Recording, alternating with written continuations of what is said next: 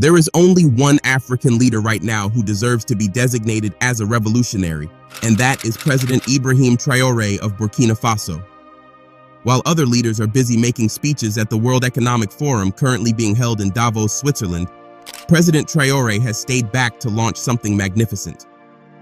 We have always dreamed of a time when African countries can be heavily involved in the manufacturing sector, and now it's no longer a dream. Under President Traoré, Burkina Faso has launched the country's first locally made electric vehicles. This is revolutionary.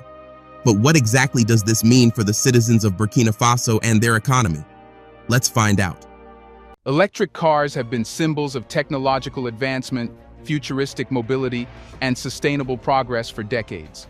Yet whenever discussions arise about who leads the EV revolution, the same names come up: Tesla in the US, Volkswagen in Germany, NIO and BYD in China. No one ever expects Africa to be part of the conversation. The assumption is that Africa is too far behind in industrialization to create its advanced electric vehicles. And yet, Burkina Faso has just shattered that belief. Yes, Burkina Faso, a West African nation that few would have imagined as a contender in the global auto industry, has officially unveiled its first locally made electric car. This is not an imported vehicle with minor modifications. It is a fully homegrown creation, developed by Burkinabe engineers, tailored for the realities of African roads, and designed to meet the specific needs of African drivers. This achievement is about much more than just building a car.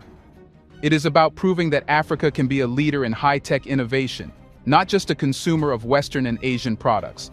It is about economic independence, industrial transformation, and a future where African nations no longer have to rely on expensive imports to move forward. But the most important question remains: how did Burkina Faso pull this off? How did a nation with no previous experience in the auto industry manage to achieve something that even wealthier African countries have struggled to do? Could this be the beginning of an industrial revolution in Africa, where more nations follow Burkina Faso's lead and start producing their advanced technologies? The story of this electric car is just getting started, but one thing is already clear: it has changed the perception of what Africa is capable of. However, President Traoré has refused to sit back and wait for the West. Traoré has fully embraced the transition to green energy. Last year, Traoré expressed his commitment to green energy through the purchase of a fleet of electric vehicles for some ministers.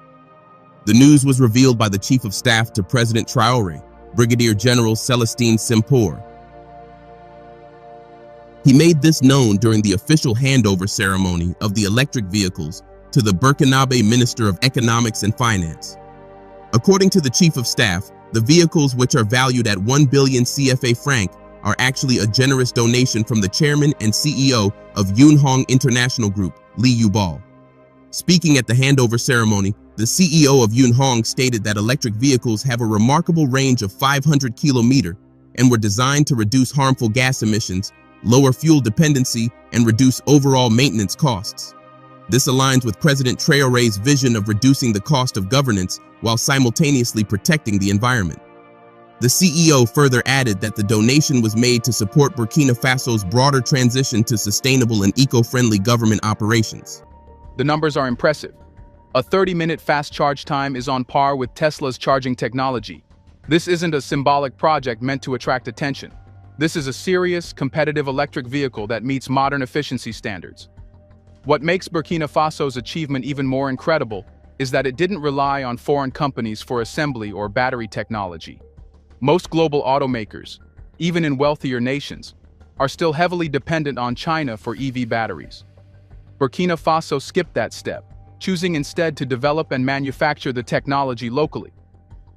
This decision not only keeps profits within the country, but also strengthens technological expertise among Burkinabe engineers and workers.